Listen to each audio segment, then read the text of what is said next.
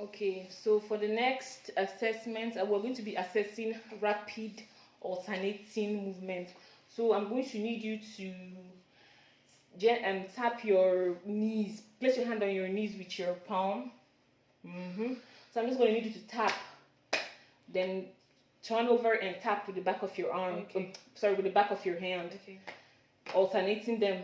No, just 1, 2. Okay. Go like this. Faster. Perfect. Okay, so it's symmetrical. Your movements, your alternating movements are symmetrical. Okay, so moving on, we're going to be assessing finger to nose. So I'm going to need you to close your eyes and stretch out your arms. Oh, rather, please watch me stretch out your arms like this. Okay. Then close your eyes. All right, so this. Yeah. I'm going to need you to touch your nose with your index finger, your right hand. Then return it back. Then with your left hand, return it back. Then could you increase the speed of touching your nose, alternating? That's okay.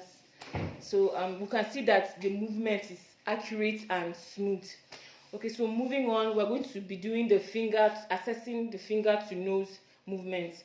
So I'm going to, could you stick out your index finger for me, please? So you're going to try and touch my index finger. Okay. Okay, and then touch your nose. Okay.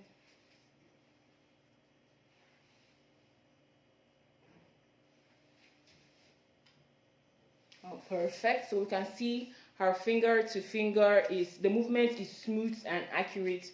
So could you stand for me, please? Okay. So the next test involves assessing from the heel to shin, but because of this situation here, I can't really put her in a supine position.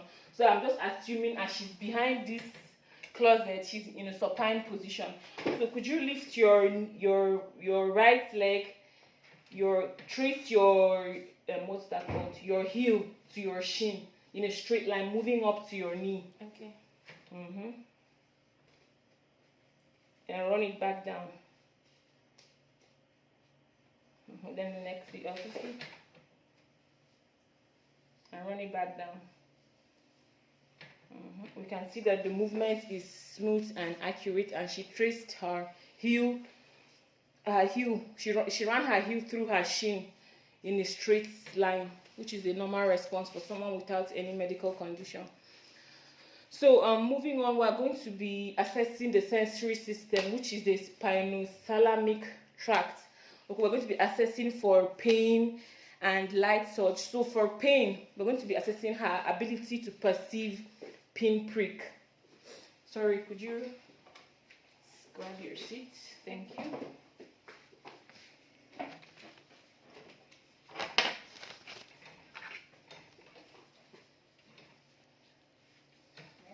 So with me, I have a tweezer. This is a sharp part and this is the dull part. So obviously the patient, we don't need to tell the patient which end is sharp and which end is dull. And while doing this pain test, I'm going to have the patient close her eyes and I'm going to apply the sharp and dull end simultaneously and ask patients to stay sharp when I've applied the sharp end and dull when I've applied the dull end. Okay, I'm going to need you to close your eyes. So just say sharp when you feel a sharp pain and dull when you feel a dull pain, okay? All right. Sharp.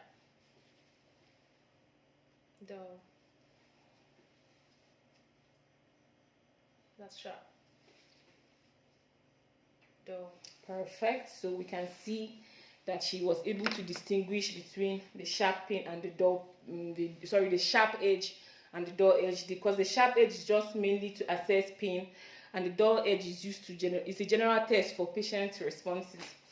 All right, so moving on, I'm going to be doing the light touch. We're going to be doing assessing her light touch responses.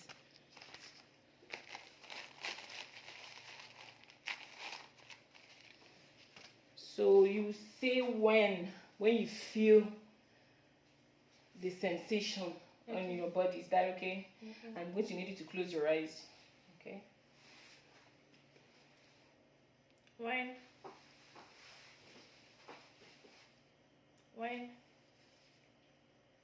when,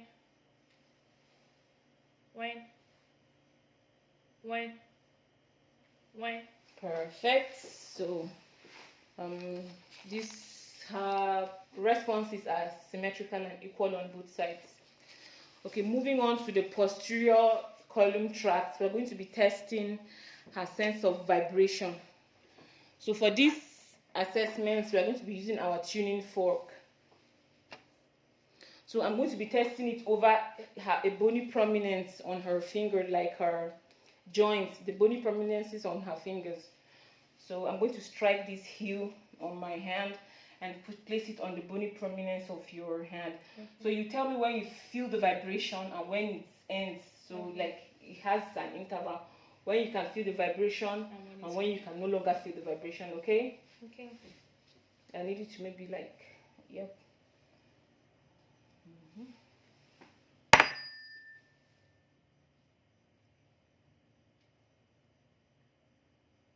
It has ended.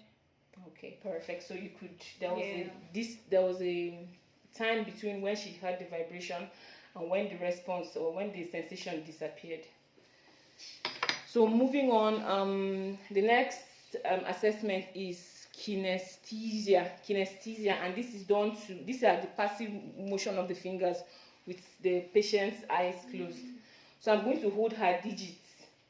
So I'm going to hold the side of her digits and not the upward and downward pressure, because if I hold her fingers to the upward and downward pressure, she's going to like have a clue on where her fingers move. So in order to elicit the perfect response, I need to hold both sides of her fingers. So I'm going to you're going to tell me the movement of how if you feel it up, you tell me up. If you feel it down, you tell me down. Okay? Okay. I want you to close your eyes. Up, down. That's perfect. So she was able to distinguish between the upward motion and the downward motion while I held her finger by the side.